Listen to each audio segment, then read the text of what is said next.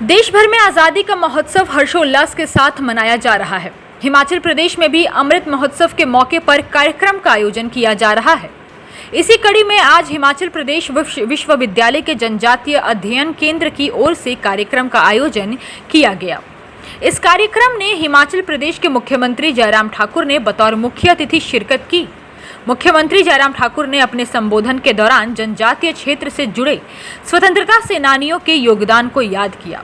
मुख्यमंत्री ने कहा कि इतिहास में कई ऐसे स्वतंत्रता सेनानी भी रहे जिनका नाम कभी इतिहास में दर्ज नहीं हुआ।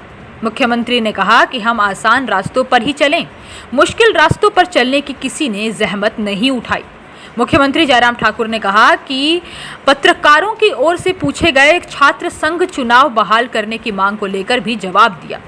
उन्होंने कहा कि हिमाचल प्रदेश सरकार छात्र संघ चुनाव को बहाल करने के लिए गंभीरता से विचार कर रही है। वक्त की एक परिस्थिति थी, देश की आज़ादी के लिए लोग अपना कंट्रीब्यूशन दे रहे थे, यहाँ तक के बलिदान दिए, लेकिन ये भाव नहीं था कि हमारा कहीं जिक्र होना चाहिए, रिकॉर्ड पे दर्ज होना चाहिए कि देश की आवश्यकता थी, देश आज़ाद होना चाहिए, स्वाधीनता चाहिए, स्वतंत्रता चाहिए, ये एक लक्ष्य था। और उन्होंने अपने जीवन की कुर्बानी देने के बाद उस लक्ष्य को हासिल किया।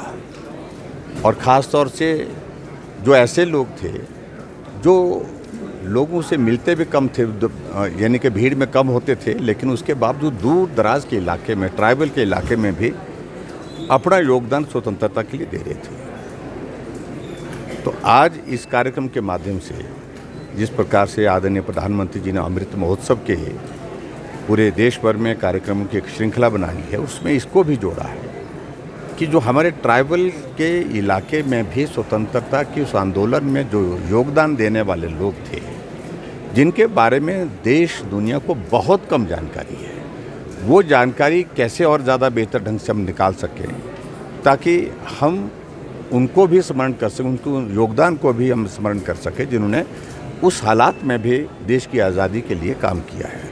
तो उस दृष्टि से ये कार्यक्रम है और मुझे इस बात की खुशी है कि ट्राइबल के बहुत सारे जो लोग उसमें अपना योगदान दिए हैं, उनमें से बहुत सारा जिक्र जो आज की प्रदर्शनी के माध्यम से हम देख सकते हैं कि उसमें हम लोगों ने किस प्रकार से योगदान दिया है और इसको और संकलित करने की आवश्यकता है। हिमाचल प्रदेश में भी उस दृष्टि से हम प्रयत्न करेंगे कि भाई कि इस तरह का इतिहास जहाँ जहाँ से हमको हासिल होता है उसको संकलित करके उसको इतिहास।